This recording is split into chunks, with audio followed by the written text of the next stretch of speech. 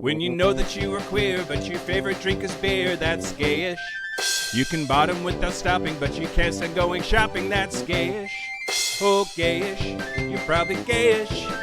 Well, life's just too short for narrow stereotypes, so it's gayish. We're also gayish. It's Gayish with Mike and Kyle. Hello, everyone in the podcast universe. This is Gayish, the podcast that reminds you where there's smoke, there's someone who vapes. Oh, but they don't think it's smoke because they're douchebags. Yep, they think it's invisible somehow. Yeah, I'm Mike Johnson. I'm Kyle Getz. And we're here to bridge the gap between sexuality and actuality. And today, we're going to talk about yoga. We're going to talk about yoga, not to be confused with yogurt, which is very different. That's so true, Mike. That's a good point. Speak on that. You know, I know. I'm full of knowledge and wisdom, Kyle. That's what I'm here for. And that's why you have a podcast. Yeah, I'm in Quito, Ecuador. How is it? Well, okay, despite being a completely different country, they use US dollars here. They don't have their own money. So it's really boring. That's the only thing I find interesting when I'm traveling is the monopoly money that I get to collect. Yep. And they don't do that here. Also, altitude sickness is very much a thing. And I haven't been sick. It's been super mild. My symptoms are I'm dumber than usual.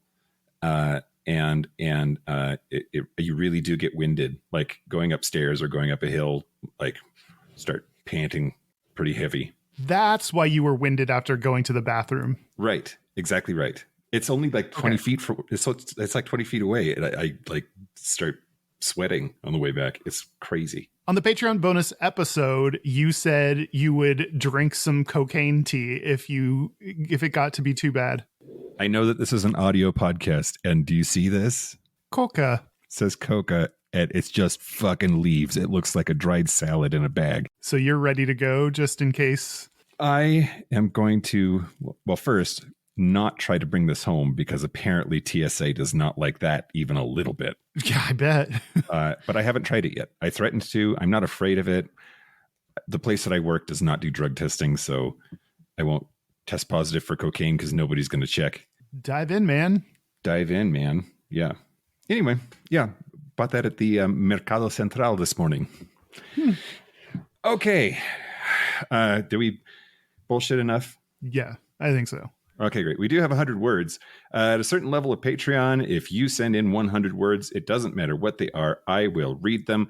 I have had a fear, concern, worry that there's a loophole here that somebody could either like pay us through our normal advertising process to get it to buy an ad, or they could pay $15 and just send in 100 words.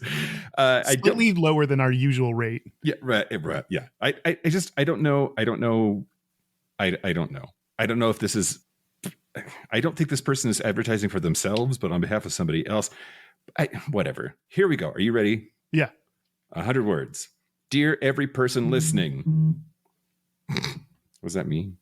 Yep. Yeah. Fucking grinder, man. Okay. Dear every person listening, please listen and support another LGBT podcast called Not Well. Bobby and Jim will audibly satisfy your pussy clot or excite the vein snake humorously. Wink emoji. Not Well podcast. Sub, share, Patreon. It's a beautiful podcast that deserves to be heard. Not Well podcast. Topic to talk shit or twink thought thick two top picks. You'll be happy you came. Current events, relationships, and shade tea filled. Please give it a chance on all platforms. I love you, Mike and Kyle. XOXOX exclamation point. Thanks, Thatcher. Yeah, thanks, I guess. It's interesting you're promoting someone else's podcast on our podcast, but, you know, I guess they're gay, so I'll allow it. Yeah, and I find it really hard to know exactly just how over the top and dramatic to make the all capsness that was in the email. I think you did it appropriately. Yeah, okay. Well, great. And now the news. Shut your mouth hole. It's time for your ear holes. News. Okay, Kyle. News the first. Great. Son of a bitch. Mike, get it together. I'm a train wreck today. Speaking of train wrecks, the new Speaker of the House is named Mike Johnson, and he's a real dickbag fuckface asshole. He has to become an automatic contender, right? Absolutely. I want to also be a contender.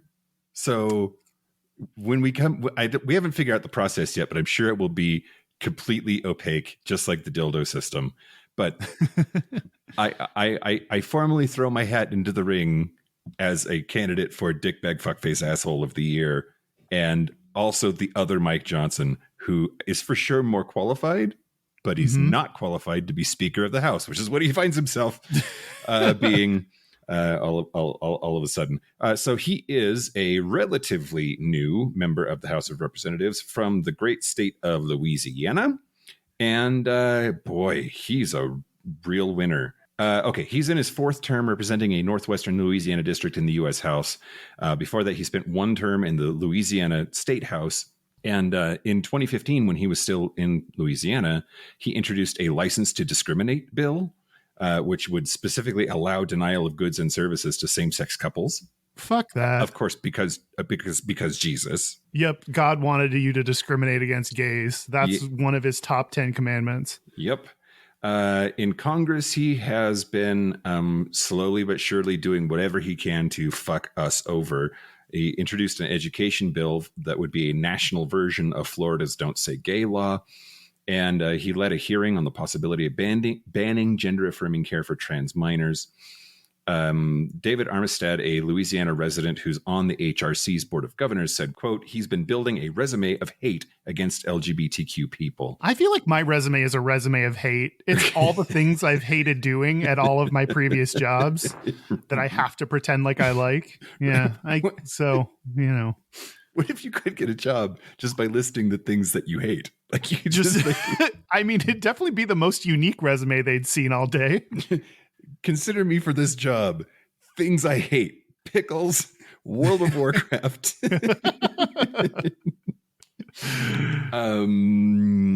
They say that Johnson has a problem saying the quiet part out loud. He specifically said something really, really horrible about gay people. Where is the thing? Yeah, he once called same-sex marriage, quote, this is a quote. Okay. He once called same-sex marriage, quote, the dark harbinger of chaos and sexual anarchy that could doom even the strongest republic. Ooh, I kind of love it. Why do I kind of like that? I mean, it's poetic. We can doom an entire republic. We have such power. I feel like sometimes when they criticize us, they give us so much power that like we can take down the entirety of society. And it's like, oh, the world is just a little oyster at our fingers that we get to slurp down with discretion. And of course, he's like that in part because we don't produce children, and he has a lot of views that everyone should be producing children all the time because Jesus. So, for instance, he's also he's opposed to abortion rights because he said that we are robbing the economy of able-bodied workers. For all the reasons to be against abortion because of the economy, like to keep our GDP up is the dumbest reason. He thinks doctors who perform abortions should be punished to do hard labor. He also wants to make it harder or opposes legislation to make it harder to obtain guns. And in fact, thinks that we have too many gun restrictions. Oh, my God. And he just, I'm so sorry. On behalf of all Mike Johnsons everywhere, this Mike Johnson says that Mike Johnson does not deserve to be a Mike Johnson. Wow. Strong words from Mike Johnson. All right. Fuck that guy. Fuck that guy. News the second? Great. All right. So, okay. Where do I want to start with this? Well, I'll just start by starting at the start. So Japan is not really super great at gay stuff. I don't know how much we've talked about this before, but there's a lot of like legal and cultural issues about the queer community that Japan fucks up and has been fucking up for a really long time. But we just kind of, I don't know, ignore it because they're cute. I don't get it. But 20 years ago, they passed a law that said that trans people who want to change their documents must have been diagnosed with gender identity disorder, be at least 18 years old, be unmarried and without any underage children, and they must have had bottom surgery that includes sterilization. They're burying the lead there. But so, yeah, if you want to change your gender identity marker, you have to have your ability to procreate taken away from you as part of making your genitals match what they required the genitals to be. Like, yeah, it just, oh my goodness. I know we have a lot of fucked up shit in this country, but I don't think we do that, do we? I don't know. I think the laws just vary so much by state. I don't know what it takes to change your gender marker on your IDs. Well, in the United States, the Supreme Court routinely overturns law, like it happens multiple times per year. Since World War II, it's only happened 12 times in the country of Japan that the Supreme Court has judged a legal provision as unconstitutional.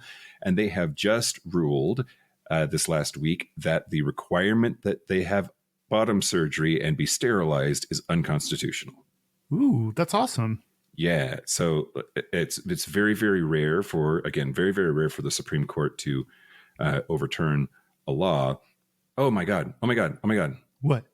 Forget all of that I just said. Well, not all of Okay. it. But like I definitely fucked it up. So they never strike down anything. They've only struck down things 12 times since World War II.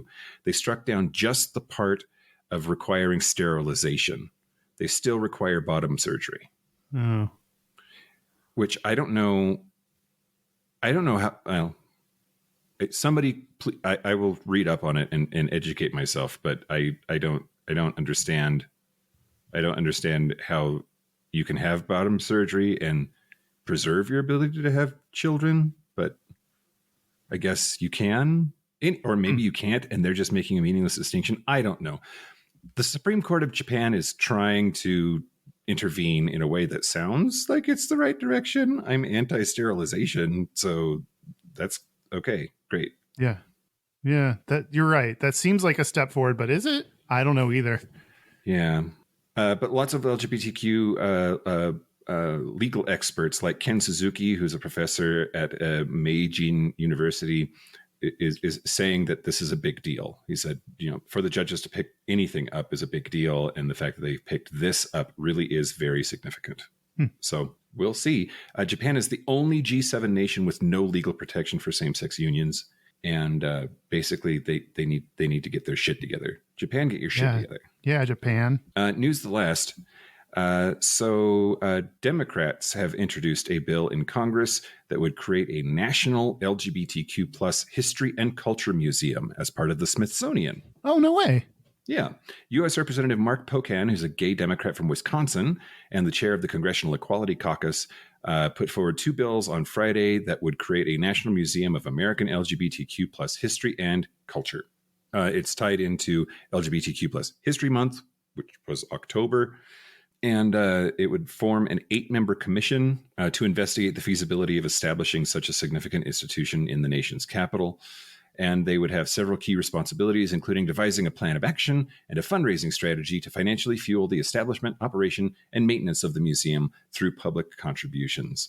I'm sure it'll sail through Congress and everything will be fine. Yeah, the idea of that going through the current Congress with the current climate seems like it's a great idea. Let's stick with that. That's a great idea. I love that idea. Yeah, with dickbag fuckface asshole nominated Speaker of the House Mike Johnson. Yep. Oh God. Well, that's the news. That's the news. Speaking of people that are great ideas, I want to thank the following Patreon members. Thank you to Thomas. Just Thomas. Nailed it. Thanks, Thomas. Yep. Thank you to, I don't know how to say, GD St. Pete, GDST Pete, Good Pete. Good St. Pete. Thank you. I don't know. Goddamn St. Pete. Goddamn St. Pete. And Jacob Rossitano, who sent in how to say his name, including how to say the name Jacob. So thank you for your opinion being so low of me that you didn't think I knew how to say the name Jacob. Maybe I deserve it. If you want to join and have me say your name or send 100 words for Mike to read or get bonus content or lots of other great benefits, you can check them all out at patreon.com/Gayish podcast. Yeah, you can. Yeah. Thanks for your money. Thank you. All right. You want to talk about yoga? Yeah, let's talk about yoga. Let's talk about yoga, Kyle. So we're going to have a guest on who is an expert at yoga teacher and author, Jessamyn Stanley. But before we have her on, Mike, do you care about yoga? Well, so you and I, when we first started being friends, had another friend who was also part of, sorry, I know you have to beep that every time, ERG, and he would host yoga at his house. So we did gay yoga from time to time together. Yeah. I have not done that since I stopped hanging out with that person. Do you intentionally avoid it? Do you like it? Did you like? I don't intentionally avoid it. I think it's nice to, like, there was like social aspects to it, and it can like feel good to stretch your body out. But I also find the whole thing to be a little woo-woo, and never really understood it or what the benefits were supposed to be. I haven't missed it since it's been gone. I do keep getting older though. Maybe I wouldn't have if I'd kept it up. I don't know. Yeah. Yeah. What about you? Like, you don't practice anymore, I don't think. Well, you don't know me. I mean, I do, but you do. But every now and then I'll like pull up a yoga like online video and do like a 10-minute yoga. That's a handful of times, since this is not a regular occurrence for me. But every now and then I'm like, I should stretch. I hear that stretching is really good for you. And then it feels kind of good because like your body feels like it's like eating a salad. It's like doing something good for your body. And you're like, my body is happy that I did that. It's like that kind of thing. So I kind of wish I did yoga a little bit more. I do kind of have to ignore and you just kind of put up with the woo-woo spiritual side of it that I don't totally like buy into. Yeah. But I can appreciate, I think, the energy that people are bringing to it, even if it's a little on the woo-woo side, is still like a valuable, like, it's about it seems like opening your heart up and your body up and your mind up and letting in good things. Like, there's some parts of it that seem like they'd be useful for me to just kind of get over and buy into a little bit more. But like, I don't know. I don't think the sun is going to expand my world. And I don't think butterflies are going to start speaking to me because of doing yoga. Yeah, you definitely should be medicated. It's not just your chakras are out of alignment. Yeah. You should maybe, if you are having body pains, maybe go to a doctor as well. Yeah. Like there's multiple prong approach, and yoga might be one of them, but there's more to do there. Yeah. But that's why I think we're going to have an expert on to talk to us a little bit more about yoga. Yeah. So we're going to take a break and not do yoga. And when we get back, we're going to not do yoga, but we're going to talk to somebody who does a lot of yoga, Jessamyn Stanley, who seems pretty badass, but I don't know. Haven't met her yet. We'll see. Yeah, we'll see. No, it's going to be great. I'm super excited. Yeah, me too. Should we take a break? Yeah, let's take a break. Let's take a break. Yoga break. Oh, no. This is the part where Mike and Kyle take a break. So are we back? We're back. We're back.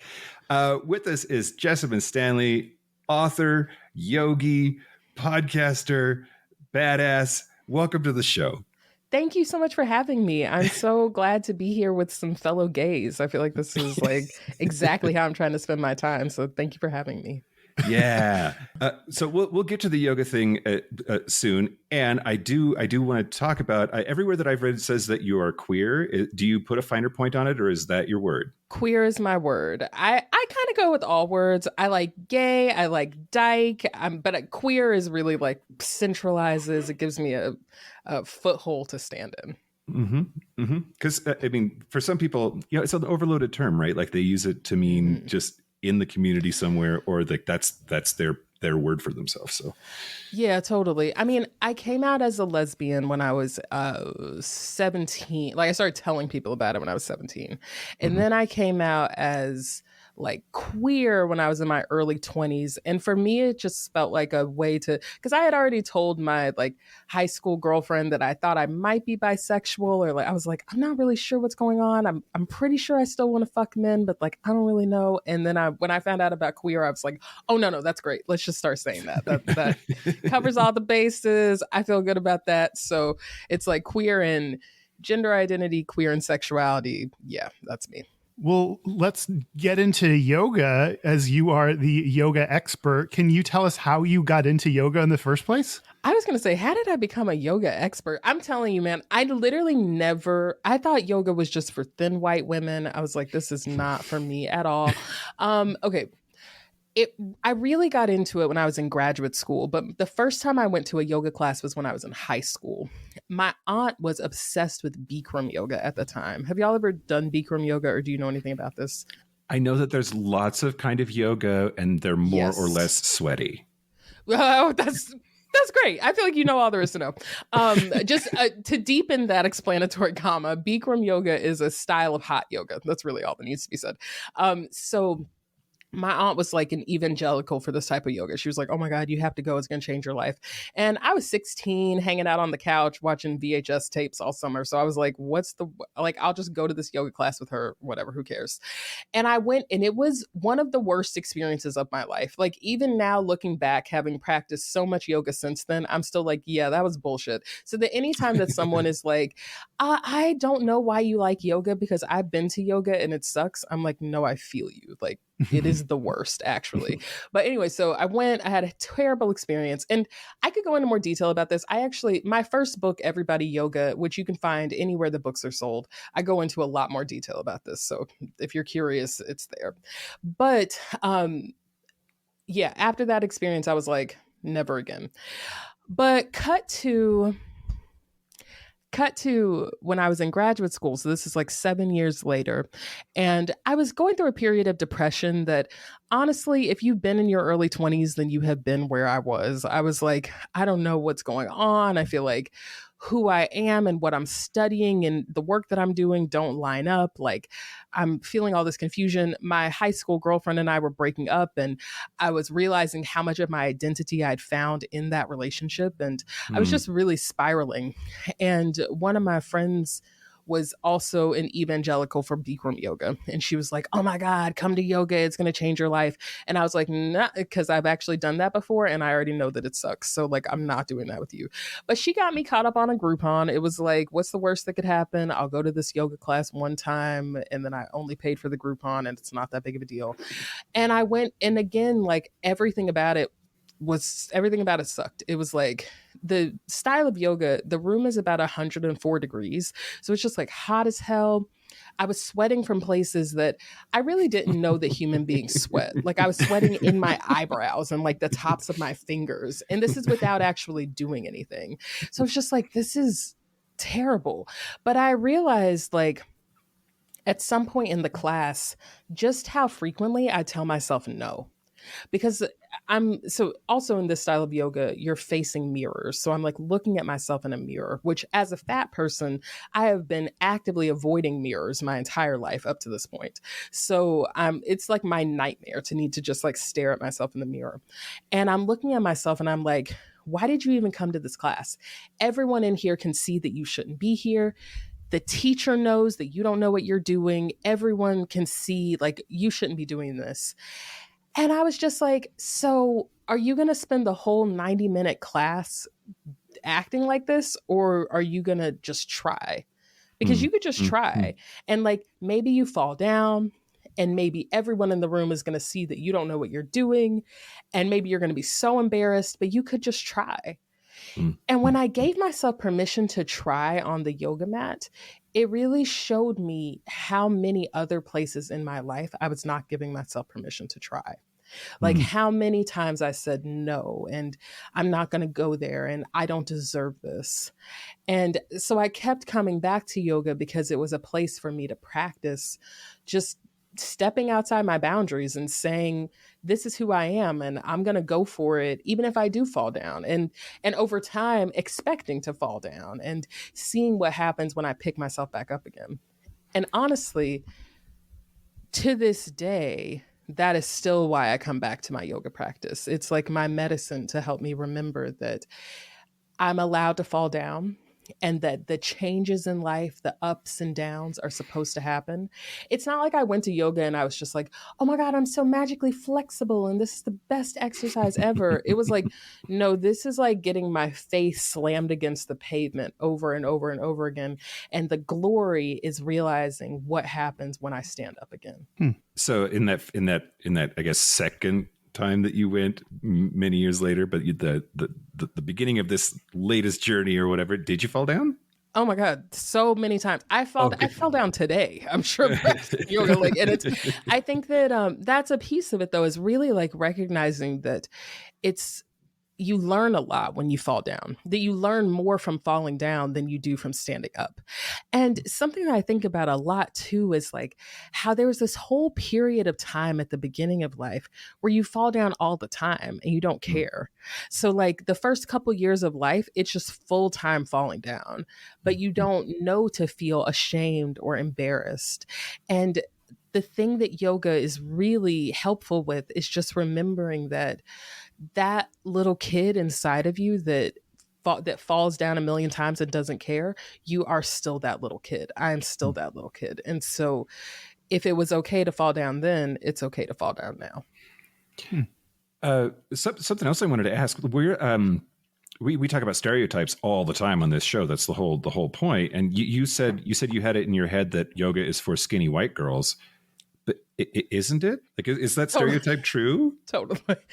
No. So that's the thing that's so interesting about this practice is that it's real. Yoga is for everybody. And I think that has become like kind of catchphrasy and it's like, oh, is it really? But like literally it's for everybody. And it has become, in America especially, become very much associated with thin, wealthy, cisgender heterosexual white women specifically. Mm-hmm. But that's just because that's who people market to in general. So like if you look at marketing overall, it's definitely slanted toward thin, wealthy white women. But the basis of practicing yoga is breathing. So if you can breathe, you can practice yoga. And every yoga posture looks different for every person. So depending on where you are in your life, depending on what your body looks like, depending on how your body feels that day, depending on what you've gone through, depending on how old you are, depending on just what's going on in your own personal journey, each yoga posture is going to look different for you. And so being able to lean into just breathing is really the key, so that as long as you can breathe, you can live this practice. What is it like when, that stereotype is out there and you're trying to break that stereotype in 1,000 different ways with your identity? What is that like being in yoga when you don't fit the stereotype? Totally.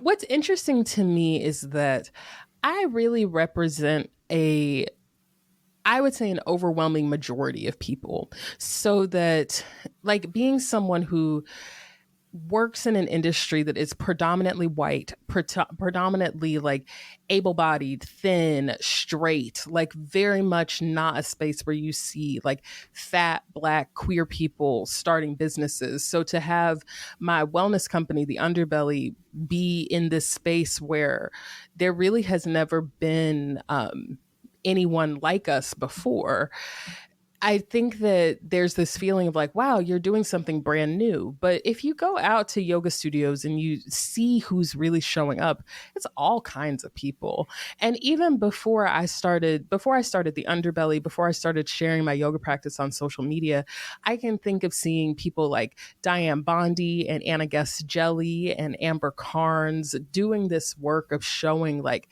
fat-bodied, Black, queer practitioners living their lives honestly. So I think that the thing that is most challenging is dealing with the fact that representation makes it feel like you are alone. It has made me feel very much alone. But what is heartening is that everywhere I look, everywhere I turn, there are people just like me who want to be in community, who are desperately seeking this kind of connection, so that even in the places where it can feel very lonely, it's nice to know that we're just carrying a beacon of light that will be seen by those who need to see it. Just to back up a tiny bit, the Underbelly is capital U Underbelly. That's your app, right? Yes. So the Underbelly is my wellness app and community. And we started the Underbelly because we wanted to make a space where it's okay to practice yoga your way. Like, if you go out to literally like any yoga studio, if you practice on any other yoga app or website, there's definitely a feeling of like aspiration, or like you should look a certain way, or the posture should feel a certain way, or your experience of it should be one particular way. But at the Underbelly, we really focus on just finding the yoga that lives within you. We're all about like fart, curse, fall down, have your dog, your kid, whatever, be there right with you. Your pants are going to fall down, no big deal. Like, just be yourself. And that's something that I think even outside of yoga, we're so infrequently offered the opportunity to just be ourselves. But at the Underbelly, that's really the ethos, is just be yourself. And you can practice yoga on the Underbelly. You can go to theunderbelly.com to sign up for a free trial, or you can search us on literally like any streaming app store. We're there. So iOS, Android, Roku, all them bitches, we are there. You can practice yoga with me. One of the classes that I saw that you had on YouTube was called Couch Potato Yoga. And that, like, for me, just the name of that revolutionizes what I imagine yoga to be. I don't even think of that being something that you could do from the couch. So tell me a little bit about some of the kind of different styles of yoga that you teach. Totally. So, oh my God, thank you for bringing up couch potato yoga, because I think that there's an assumption that like you have to practice yoga for a certain period of time, or like you have to be working towards certain kinds of postures. But the whole purpose is just to find relief within your body.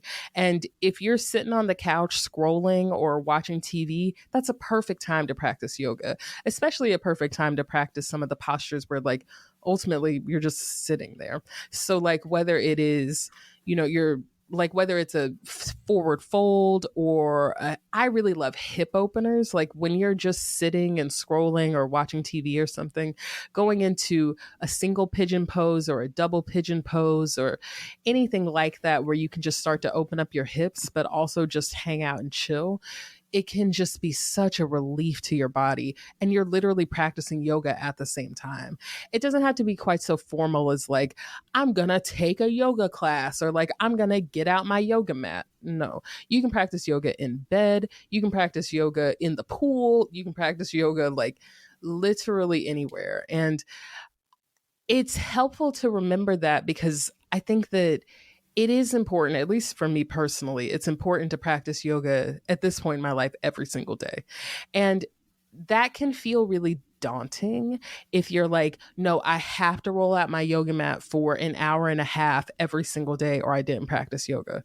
No, you can practice yoga anywhere. You can practice yoga in the carpool line. You can practice yoga like while you're in a fight with your ex. You can practice yoga like while you are, that's actually an ideal time to practice yoga, is when you're in a fight with anyone.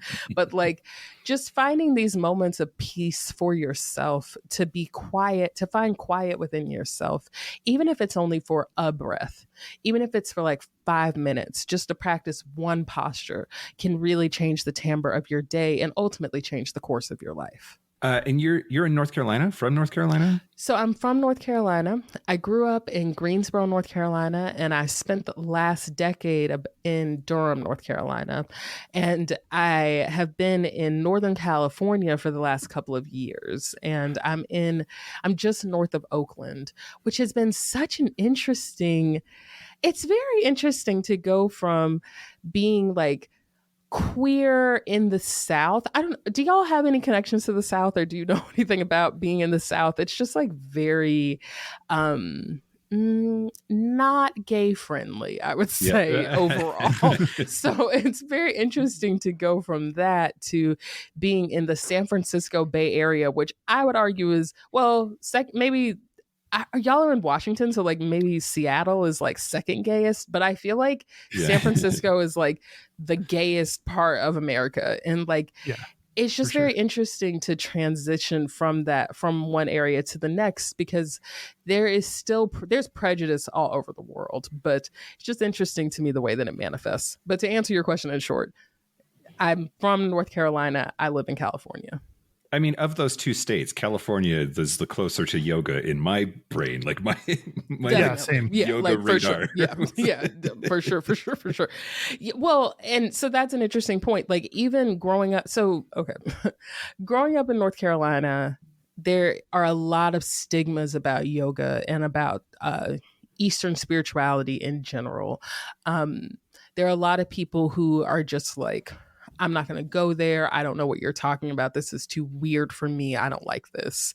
And California is really like the bastion of yoga in the West, I would say overall, but certainly in the United States. And there's so much emphasis on it here.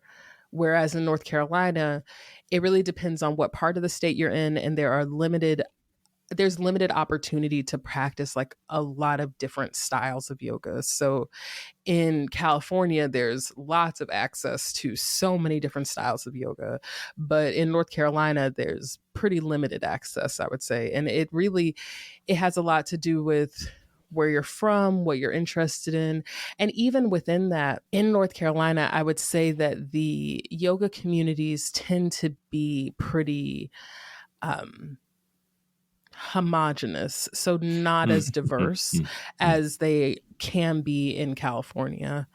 But again, prejudice is everywhere, and there's a subtle lack of diversity everywhere. So I would say that the yoga community, regardless of where you are, in my opinion, is overwhelmingly white, overwhelmingly thin-centric. There's definitely an emphasis on like what your body looks like. And I haven't really noticed that being different from North Carolina to California. I wanted to ask a little bit about, like queer people have their own struggles with mental health, like over and above, cishet folks. And I know that there's lots of different flavors of yoga. Is there any kind of yoga that's like better or more appropriate for queer people? Is that even a reasonable question to ask? I think every question is a reasonable question to ask. I would say that any style of yoga is the best style of yoga, could be the best style of yoga for you. And I think that it is true that as queer people, we have a mental health journey that I think is often a lot more arduous than that of straight people. And I think that any style of yoga that offers you the spaciousness to really accept every single piece of yourself is crucial. So I don't think that there's any particular style that is better than the rest, but I'm always in favor of postures and styles where you stay in the postures for a long period of time, because there's an opportunity to get past the bullshit and baggage of just wanting to be like, look, I'm doing this posture, look at how I'm doing it, and really get into how it feels in your body. So from that, I would really recommend like yin yoga. I think is really great for that. Yin yoga it moves much more slowly. You stay in postures for a long period of time, and you're unpacking a lot of emotional baggage that goes along with that. And another style of yoga that I think is really great for that is yoga nidra, which can lead you into sleep as well. And it's really, yoga nidra it straddles this line of postural yoga and meditation, and it allows for you to really start to dig into the baggage of yourself in a very particular way. So those two styles of yoga stand out, but I don't think that there's like a style of yoga that it's like, yes, queer people do this style of yoga. Anything that makes you feel good and that makes you feel in tune with your body, just give it a try, because so much of it comes down to how you're feeling that day, who the instructor is, and what you are looking to get out of the experience. So that a style of yoga that you think is not for you could end up being the style of yoga that totally changes your life. You just have to be open to it. You're talking about a lot of like the mental effects of yoga, and you I think you mentioned like any kind of yoga that helps you accept all parts of your identity. How does, yoga can seem on its surface to be about stretching and Totally. not. So how does yoga help with these kind of mental or emotional sides of you? It's a really great question. So, when we talk about the physical body, I think we don't always note that the physical body is directly connected to the emotional body and to the mental body. So sometimes when you talk about yoga, you'll say that it is linking the body, mind, and spirit. And that's really what's happening. So when you're stretching your physical body, and it doesn't even have to be through traditional yoga classes. This could happen through running, swimming, CrossFit, whatever. But when you stretch your physical body, you're also stretching your mental body and you're stretching your emotional body as well. And you're creating pathways to unite all of those different pieces of yourself. And whereas with running or CrossFit or swimming, there's not necessarily an emphasis on that spiritual connection. In yoga, there is a heavy emphasis on that. So while I personally think that you can get all the same benefits from literally any of those practices, whatever physical practice you choose, yoga is a very direct path to saying, okay, so I'm stretching my physical body. How is that stretch of my physical body impacting my mental space? How is it allowing me access to my emotions? And how is it allowing me to have a deeper spiritual connection with myself? When we talked before you got on, one of the challenges I tend to have with yoga is sometimes I feel like there's a little bit of that woo-woo side of yoga that I don't connect with. So what would you say to skeptics like me who kind of have a little bit of a roadblock when it comes there? Relatable, first of all. Okay, here's the deal. So when I first started practicing yoga, I was like, is this a religion? I'm not really sure what's going on. And if it is a religion, should I even be doing it? Because I am not South Asian. I don't know anything about, is it Hinduism? I'm not sure what's going on. Like, I felt so much conflict about it. And what I can say is that ultimately, regardless of who the teacher is or what the studio is or what the practice is,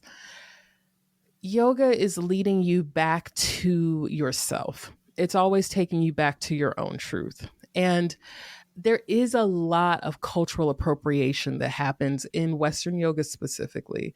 And I think there's like a bullshit meter that we all have where it's like, yeah, I'm not into this. This feels, I don't know. There's just like kind of sketchy and I'm not here for it. And, or it's like, I literally don't know what's going on and it's making me feel uncomfortable.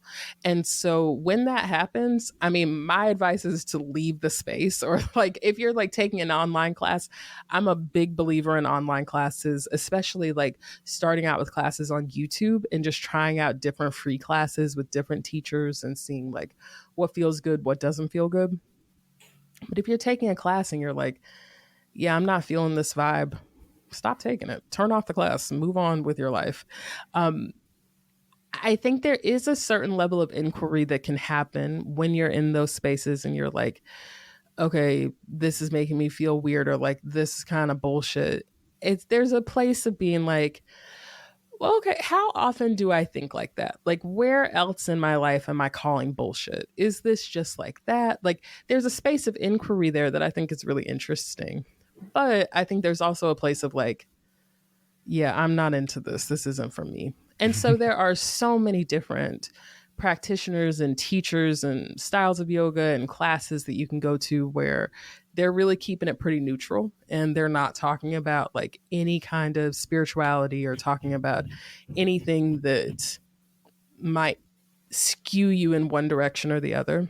And so seeking out those resources, finding those classes is definitely helpful. I think also allowing yourself to be the teacher at first. So like whether that's finding, this is really how I rooted my home yoga practice, was looking up postures on Instagram, like looking at pictures of them and then teaching myself how to practice the posture. So I would like take little tutorial classes. I would look at pictures in books, just research a bunch of stuff and just work on it on my own. And then finding that confidence with the voice within makes it a lot easier to go into those spaces where it's like, okay, you might be on some bullshit that I don't really believe in, but I can still get something out of this experience. And then from there, there's this larger opening that comes when it's like, okay, so I'm not relying on any one teacher or any one style of yoga or any one studio to be the leader. Now, what's the spirituality about? Because I am experiencing something that's happening on a much deeper level. And then from there, there comes the inquiry of like, what is yoga a religion? What do those words mean? What is this practice actually about? And that's really how that deeper understanding of the practice in general comes from. But I think that having that kind of bullshit meter and being like, yeah, I'm not into this is really important, because cultural appropriation is so common in specifically in American style yoga. And it becomes this thing where like people are kind of pretending to practice yoga, or like pretending to be they're pretending to be someone that they're not, more than anything else. And that is ultimately not the point of practicing. So like there's a little bit the reverse of that, or the corollary of that. I imagine that you have been the focus of some gatekeeping by people who think that you don't belong. Well, first, is that true? I'm just making the assumption. And then how have you managed that in putting together your practice? Totally. Yeah, I've definitely experienced a fair amount of people being like, well, this isn't how I was taught, or like, this isn't the way that it's supposed to be. And I just always think that's really interesting as a concept, because yoga is everything. So yoga means union. It means to join together. And that means that anytime that we're talking about the union or the intersection of different ideas, that is yoga. So whenever someone says that the way that I'm practicing yoga or the way that I teach yoga is not the way that they understand yoga, I'm like, okay, that's fine. It can be different from the way that you understand yoga and still be yoga at the same time. And I think that as a practitioner, having that kind of feedback is really helpful, because it's just like, it's like kicking the tires on the idea. It's like, does this ring true to me? Is this what feels good to me? It's just like a gut check. So I always take things like that as an invitation. And I think particularly as I've started to, because now that, yes, I teach, especially if you practice with me on the underbelly, you'll find like more traditional postural style yoga classes. But as I've expanded my understanding of yoga and expanded the conversation about yoga to include things like cannabis and polyamory and naked yoga, that has really shown me how many people have like very strict ideas about what the practice of yoga is. And it just always feels like an opportunity to have a deeper conversation and for us to really explore the reasons that we practice yoga in collective community. There's something very positive and healthy about the way you're reacting to this kind of situation. Is there ever any time you're like, just fuck you for the way you're treating? Sometimes I want to hear just the like, oh, fuck off, you're wrong, I'm right, you know? Oh my God, totally. Yeah, it's 100% fuck you all the time. Like, I want to be really clear. I think that the way that I ultimately synthesize things, it comes to like, we're all one, it's all good. But in order to get to we're all one, I have to go to yeah, but fuck you forever also, because I think that like really being able to embody that and feel that, and I'm a double Cancer, so this is what I'm going to say about this, but it's very much like you have to feel the feeling all the way through. So definitely, for sure.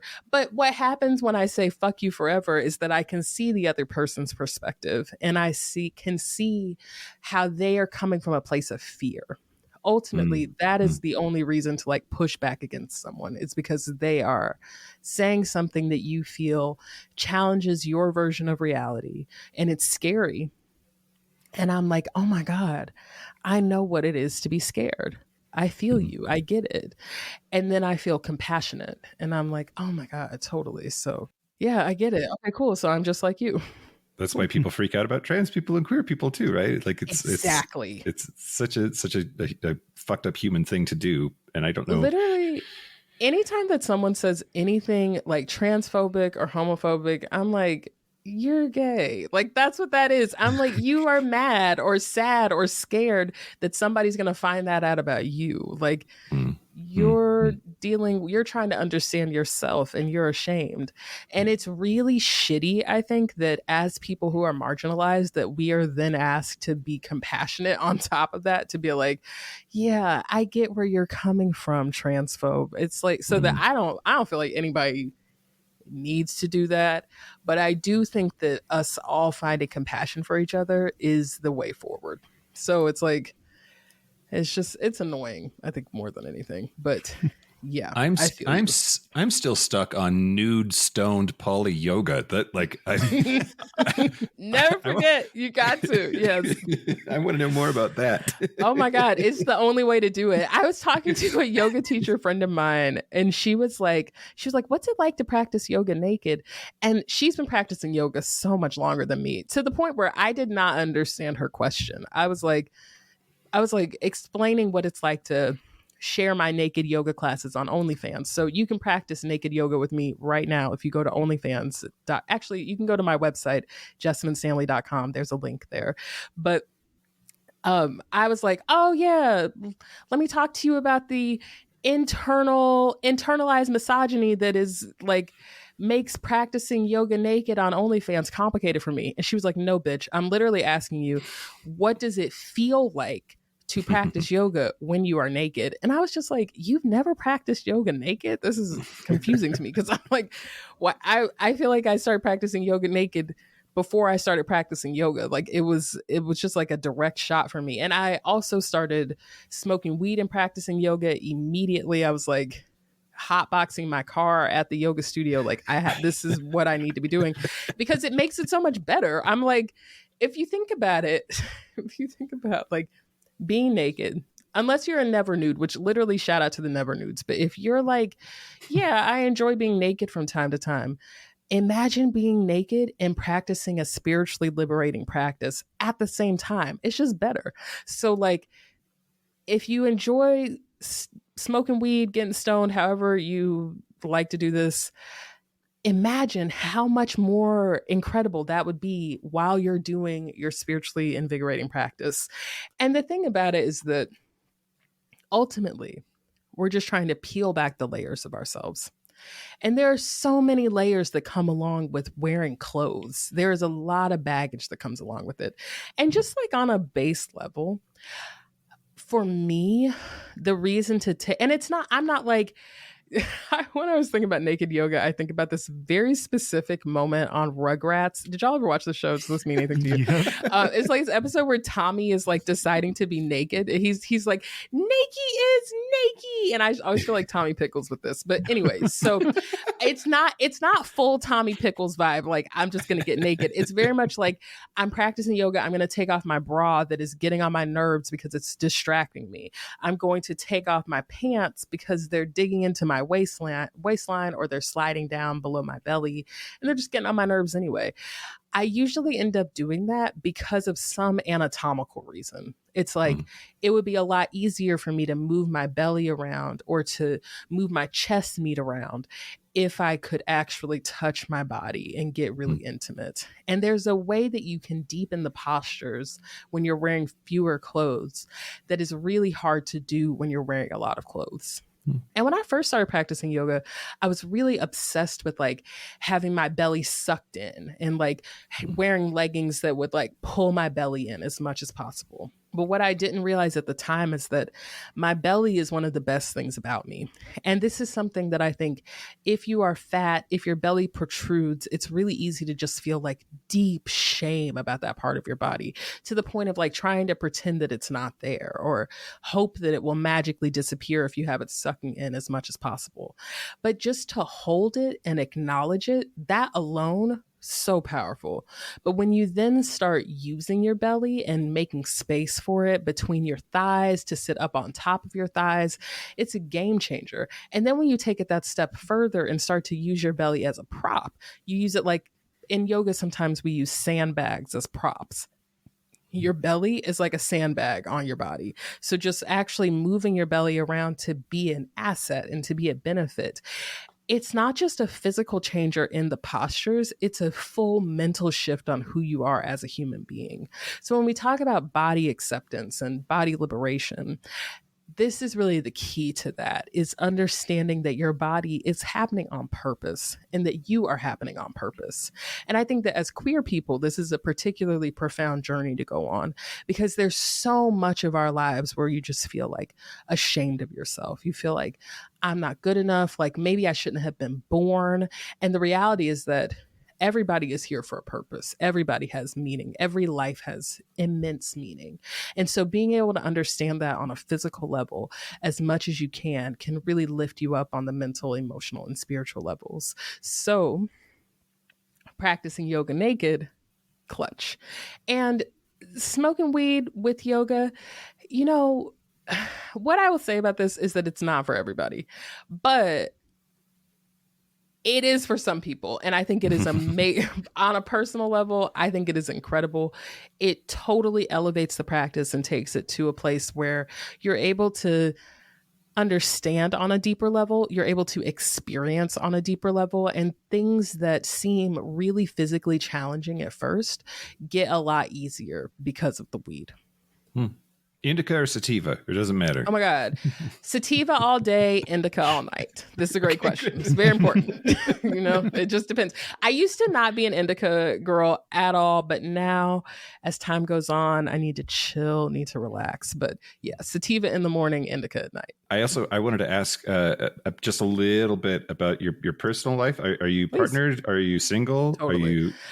I have several partners. Yeah? Sounds like so many. No, I'm polyamorous. I have multiple partners. I have several I'm like, who should I talk? What should be said? So I lived with one of my partners for almost 10 years. And I just was in North Carolina visiting them. And we lived for a year with one of my other partners who I came out to California with, and who I did my podcast, Dear Jessamyn, with. So if you search anywhere with podcasts, you can find our podcast, Dear Jessamyn, where we talk about polyamory in depth. And I have, other partners as well here in California. And I think of my partners as being my most important yoga teachers. They really teach me so much about life and about what it is to find and accept myself fully by accepting other people as they are. Yeah, I wanted to know, like, do they do yoga with you? And then interesting. There's the whole the bumper sticker thing about like you should neither try to teach nor learn something from a partner. And but do you teach any of them? I don't know. I think that we are all teaching each other all the time. Yeah. I'm very blessed to practice yoga with a couple of my partners and to have a deep spiritual relationship with all of them. I don't practice yoga. One of my partners like never practices yoga. That is not a thing for them. And then another partner, when we're together, we practice yoga every day. So it just depends on who the person is. And I really try not to try to convince anyone that I love to practice yoga or to be like to do it with me, because I just feel like it turns them off from it. So I'm like, whenever people want to practice yoga with me, I'm like, oh my God, for real, this is amazing. And I have someone that I care about deeply who she is just like meditating 100% of the time. And so just being able to sit and be in conversation feels like a very powerful yoga practice. I wanted to change gears and ask about your cover of Self, which I saw that Donald Trump and Piers Morgan both commented on. What did they have to say about your cover, and what was your reaction to that?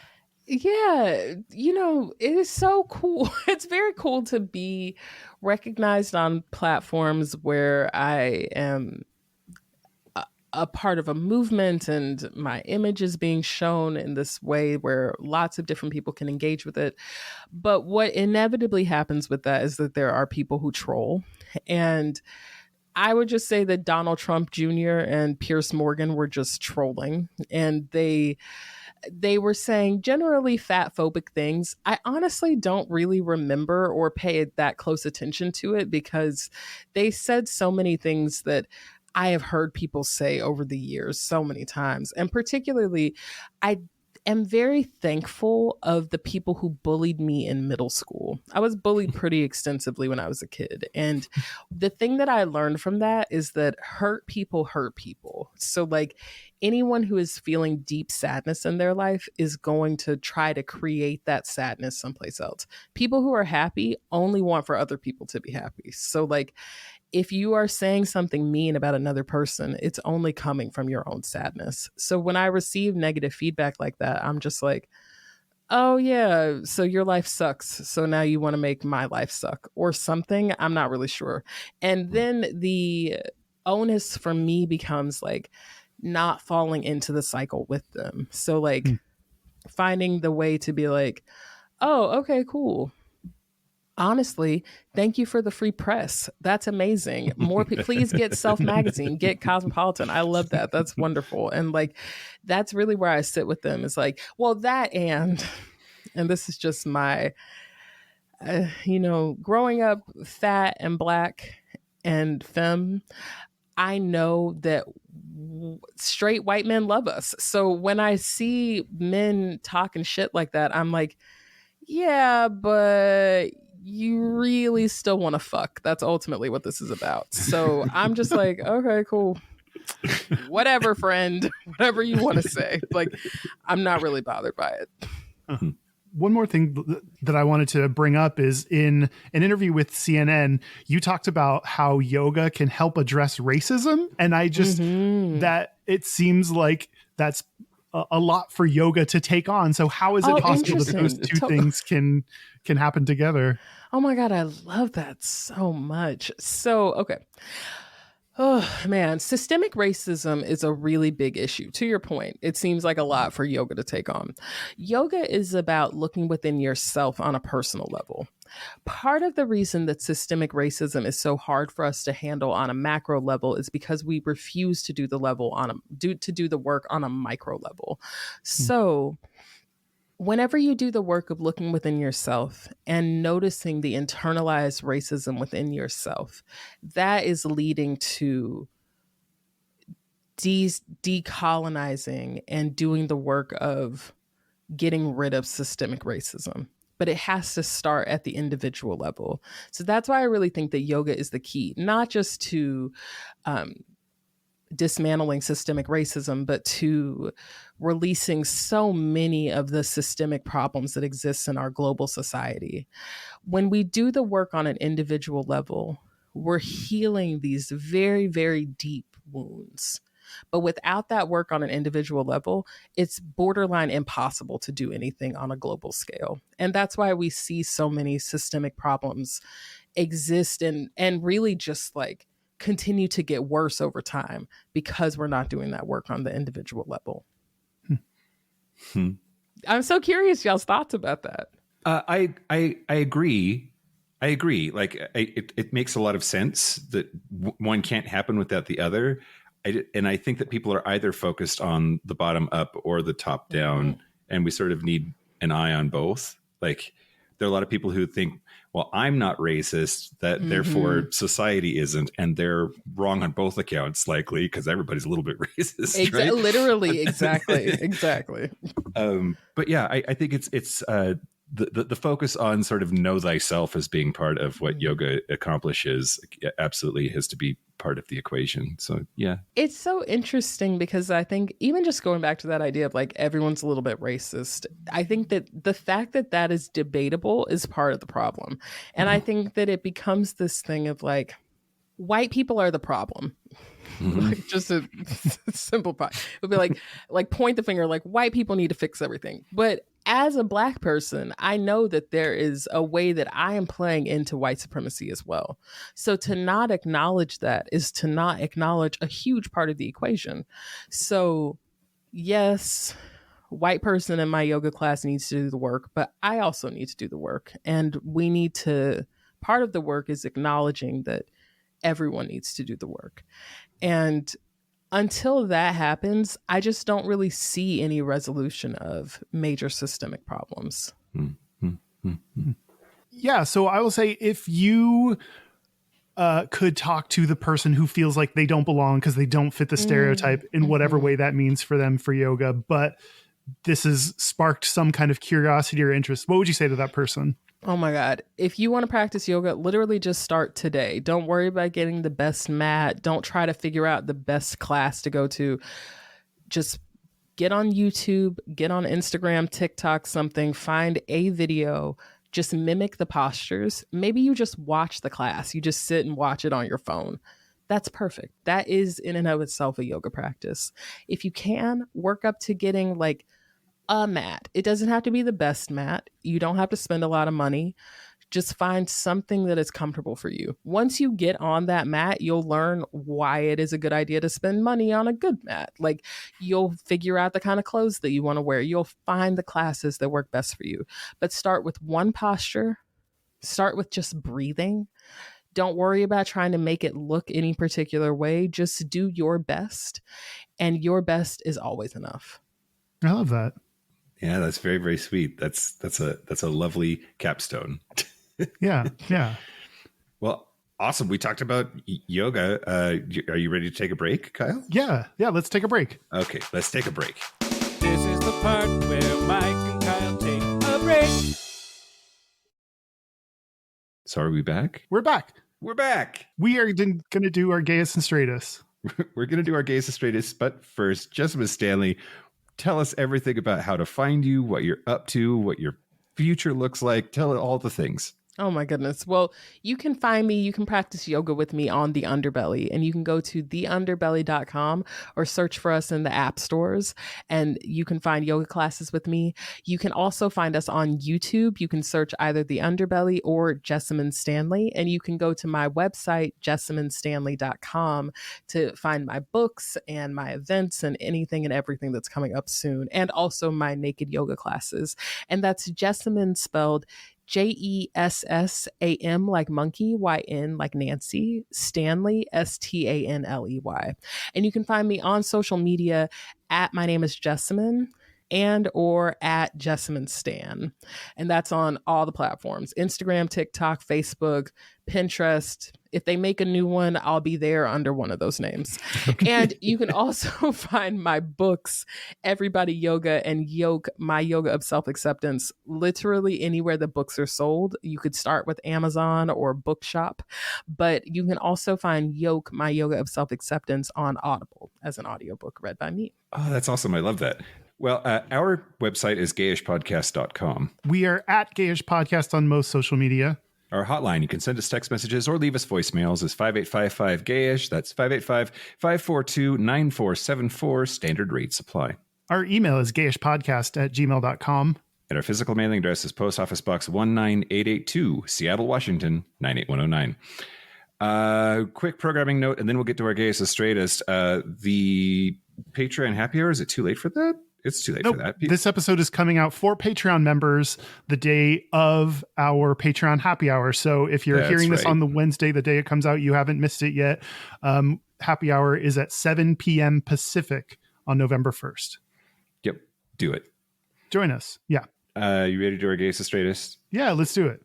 All right. I'm happy to go first. The straightest thing about me this week was just the, like, are we going to do it? Are we going to do it? Like, game of chicken with all of my coworkers at a restaurant in Buenos Aires. We ate sheep testicles. Ooh, Yeah. how'd they taste? Whoa. Fine. It was fine. It was like not my favorite. Don't need to have that a lot. But the wind up was way too much drama for like the basic like non-event that it ended up being. But you could see like there's this straight bro like. Are you going to put the ball in your mouth? Are you going to put the ball in your mouth? Like, you know, like. And then the gayest thing about me this week, I'm currently in Quito, Ecuador, and I have never been this popular on Grindr before. Sweet Jesus. They're just coming out of the woodwork. It's like 20 different conversations just like immediately. It's really very affirming. I feel validated. Thank you, Ecuador. If yoga can't provide you the validation you need, go to Ecuador and get on Grindr. Apparently, amazing. Well, my gayest is having a conversation with one of my new coworkers about the podcast. And I have that moment where he's like, oh, what's it called? And I have to be like, Gayish. He's like, oh, I'll subscribe to it. And I have to be like, oh, well, there's lots of not safe for work, that kind of discomfort of the conversation about the podcast with a coworker. You're going to hear about my butthole. So yeah, you're going to hear some stuff if you actually listen to it. My straightest is going to a Halloween party and doing a very half-assed costume. Mike, you got me Louis Belcher ears, so I put on ears, and that was the extent of my costume. Great. That is deeply straight to have like a half Halloween costume. That's super real. Yeah. Yep. Phoning it in. Yeah. Yep, exactly. Oh well, Jessamyn, how about you? Oh my God. Okay. I feel pretty okay. All of my stuff is about cars, so I'm just going to say that. I would say the gayest thing about me is that I drive a pickup truck, and it's just like peak dyke. And if I hang out with someone and they don't know, when they know that, I'm like, yeah, no, we're on the same page. I got you. But my other thing is that my straight thing is that I was at home in North Carolina this past week, and my car in North Carolina is a Saab sedan, and it's just like the most straight white man car. That's the only person who drives that car. And I feel like very incognito when I'm in it. I'm just like, yeah, nobody knows. Like, I'm just out here doing my thing. So like, it's all vehicular for some reason today, but yeah. Great. Gay straight. Well, Jessamyn Stanley, you are an absolute fucking delight. Thank you for being on the show today. Oh my goodness. Thank you for having me. Y'all are a treat. Thank you for having me. And thanks to all the yoga folks out there, even the ones that are white ladies. Yes. Okay, just this is gonna be my last thought, is that my business partner is white and she's a white woman, and I was like, sometimes you just need a white woman. It's just, if I need to get out of a parking ticket, who am I call? My white lady friend. That's what I need. So, yeah, that's what that is. So, yes, to the white yoga ladies, we're still friends. Fans. I also want to thank our super gap bridgers. Thank you to Kaylee Adams, Kid Oliver, Andrew Bugby, William Bryan, John Crowley, Stephen Porch, Yost Stolzel, Harry Shaw, Josh Copeland, Jonathan Montañez, Wadu, Forrest Nell, Patrick Martin, James Barrow, Steve Douglas, Explosive Lasagna, Michael Cumbington, Just Jamie, Kevin Henderson, Thomas B, Timothy Sora, Dusty Sands, A. Coleman, Chris Kachatorians, and Jerome York. Thank you so much for your support. Thank you for your money. That's it. This has been Gayish from the Chris Cacciatore Studios. I'm Mike Johnson. I'm Kyle Getz. Until next week, be butch, be fabulous, be you. See you next week.